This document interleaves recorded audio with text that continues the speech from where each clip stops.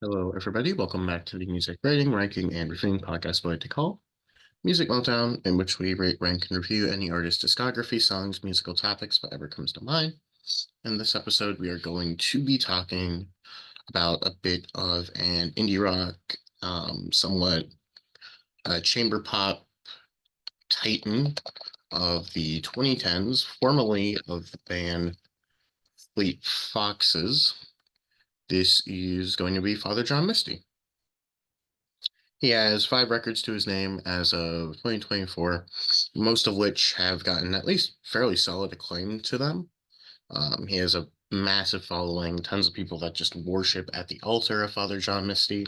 And I'll admit, going into this, I wasn't the biggest fan of his work. I'd known the first three. No, I'd known the first two and God's Favorite Customer. I never quite connected with him on the way that I know a lot of other people do. But on the whole, I do still enjoy his work. This go around of his catalog helped elevate him further to me. I'd say I'm a pretty big Father John Misty fan at this point, but you'll see. 5 albums, let's get into it. Unfortunately, because it's this show, there needs to be some like controversy or whatever. No, I think Father John Misty has a very consistently strong catalog. It's more so just picking out your favorites from your least favorites. And as such, my personal favorite ended up being Pure Comedy. I will admit this is a record that definitely has room to grow. I could definitely see it sort of rising through the ranks if um to me, however, this album is a slight decline. This one feels a little bit less song-based, more so kind of building off this soundscape using the arrangements, which is a criticism that you can label on Honeybear as well, but I think that the songs are a bit better defined upon that record.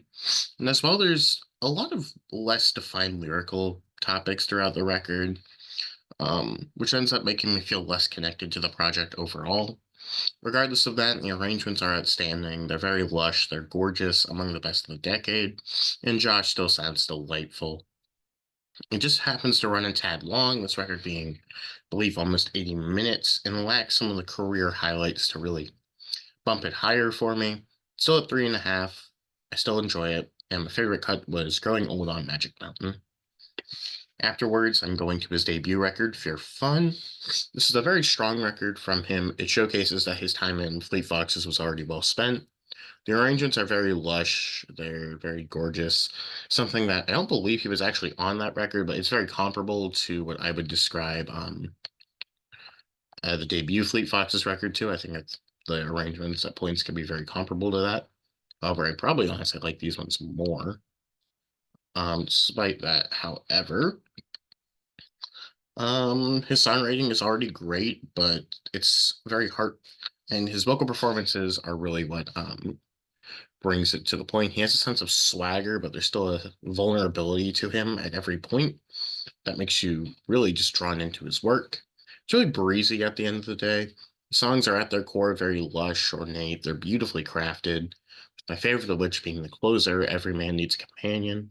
It's a very strong album. I like it quite a lot. It's at 4 stars. It's not quite my favorite Father John Misty album. Now, the next one is actually what I was perceiving my favorite Father John Misty record to be before I went ahead and redid this. Going to be God's Favorite Customer. It's actually the first record of his that I heard, and it often gets overshadowed a bit, I would say. And I don't really see why. To me, this might be his strongest set of consistent songwriting across the career. It starts out brilliantly with tracks such as Hang Out at the Gallows, Mr. Tillman, and Date Night. And the title track in the back half is excellent as well. Past that, the arrangements are consistently top notch, and he's putting on some of the best performances of his career. I do think that the back half, while still really good, isn't quite as strong as the first, and that's really the only thing that knocks it down for me, as I feel like it sort of just blends into a bit of a vibe after a certain while, which is good. I still like that vibe. It's just not quite my favorite. It's at a high 4 stars. I think it's really good, just not quite his finest material. And then going up from there, another one, maybe this one should be lower for most people. I like it a lot. It's going to be Chloe and the Next 20th Century, his most recent. I'm very surprised by the backlash to this record. While it's different from his usual work, I kind of like the way he incorporates the more big band and like loungy jazz influences on here. I don't really think it's that far off from God's Favorite Customer. Alongside that, the songwriting is incredibly strong and his vocals blend into the style lovely. The opener, Chloe, is outstanding. The best songs on here are tracks such as Kiss Me, Her Love, Funny Girl, and Only a Fool. To me, it's just a step forward and a good breaking point from his prior style. I hope he reinvents this style again.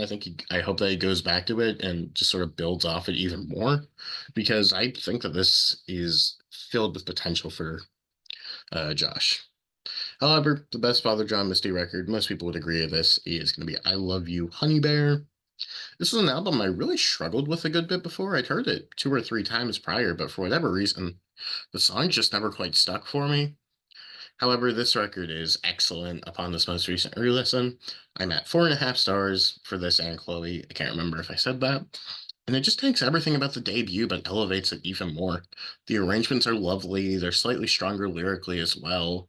Really, all in all, it's just a refinement of what you would want from that debut record. I think every song is pretty great. The vocals and the arrangements are soaring and outstanding. There's not much to say about it. It's just a beautifully made chamber pop record that I think is great. And yeah, that's kind of just the issue with Father John Misty. His stuff is so good, but it gives you kind of not as much to talk about per se. Um, all of his records worth a shot. I would start out with Honey Bear, then probably go to something like God's Favorite Customer. Maybe leave Pure Comedy for last because it is probably the most harrowing and the most sort of cinematic of his releases. However, it's still quite good. And yeah, I mean, I'm not the first person to come on YouTube and gush about Father John Misty. He's a modern great. Highly recommend that you all give him a shot if you haven't already. You have a great one.